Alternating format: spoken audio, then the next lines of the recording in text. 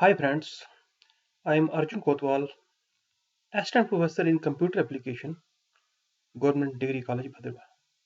Today I am going to discuss Software Development Life Cycle, which we can say SDLC. So the contents which I am going to discuss in this video is Introduction, History, what is SDLC, SDLC phases, Model of SDLC, and Conclusion. So Introduction. SDLC, Software Development Life Cycle, is a process used by software industry to design, develop, and test high-quality softwares. The SDLC aims to produce a high-quality software that meets or exceeds customer expectations, reaches completion within time, and cost estimates. SDLC is the acronym of Software Development Life Cycle. It is also called as software development process. The software development life cycle is a framework defining tasks performed at each step in the software development process. ISO IEC 12207 is an international standard for software life cycle process. It aims to be the standard that defines all the tasks required for developing and maintaining software.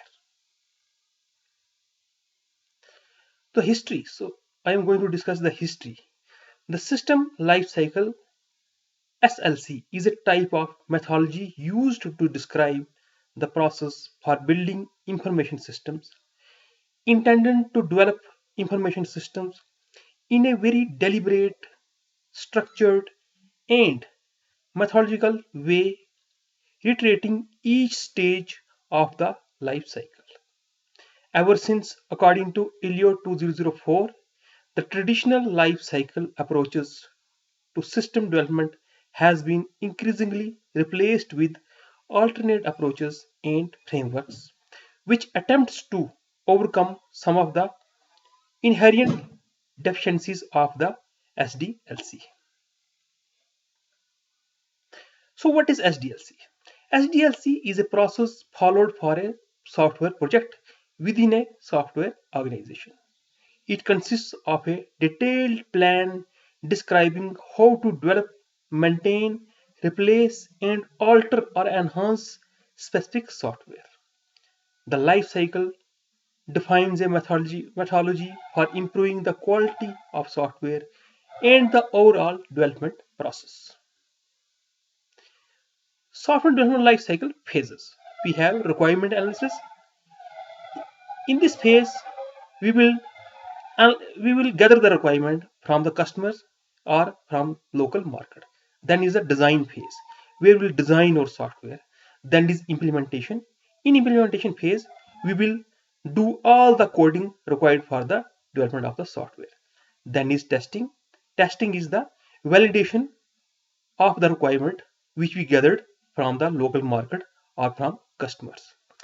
And in the last phase is maintenance, which is very important phase because every organization has to provide a maintenance mechanism to the customer.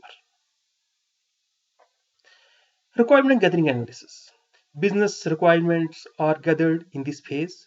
This phase is the main focus of the project managers and stakeholders.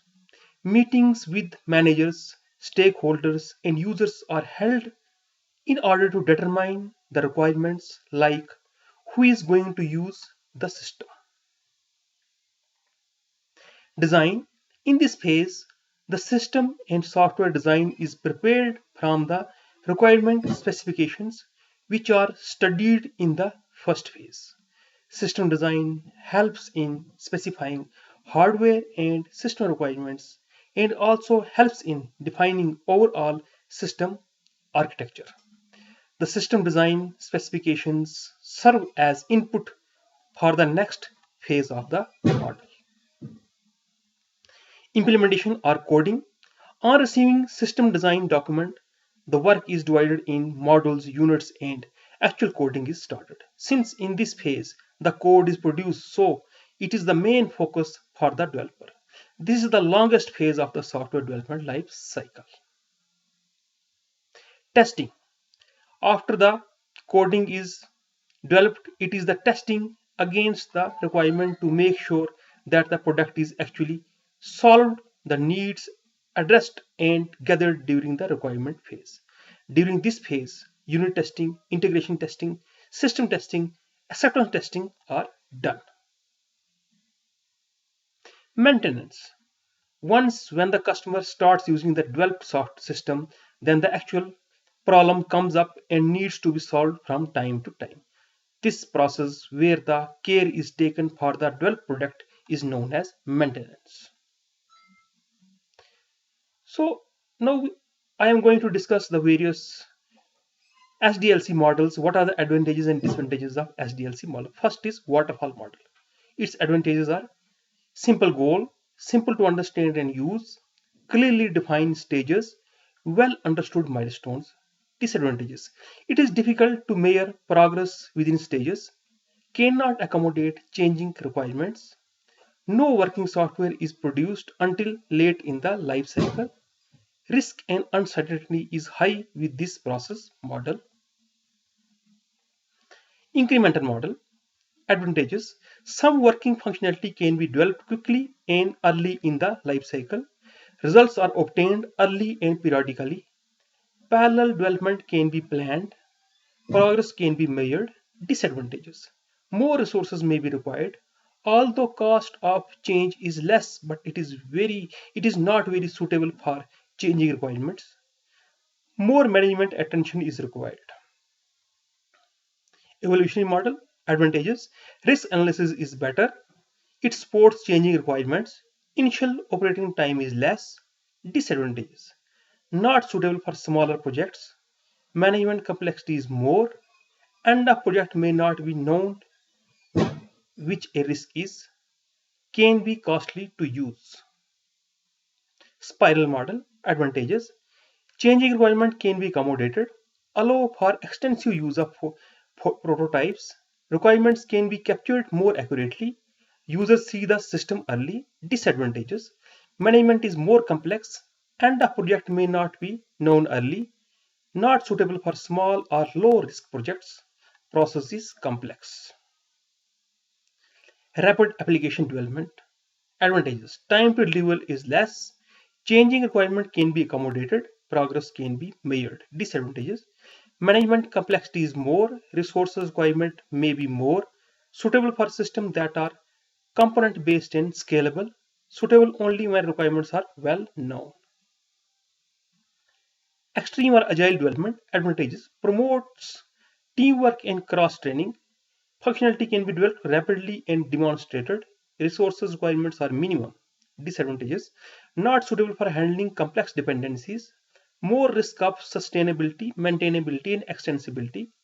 An overall plan, an agile leader, and agile PM practices is a must, without which it will not work. So, conclusion. Software Development Lifecycle (SDLC) is the process of developing information system through analysis, planning, design, implementation, integration, maintenance, and testing of software application. Scope restriction, progress enhancement, predefined structures, incremental planning at each of the stage. Thank you. So this is what I have today in the software development life cycle. Thanks.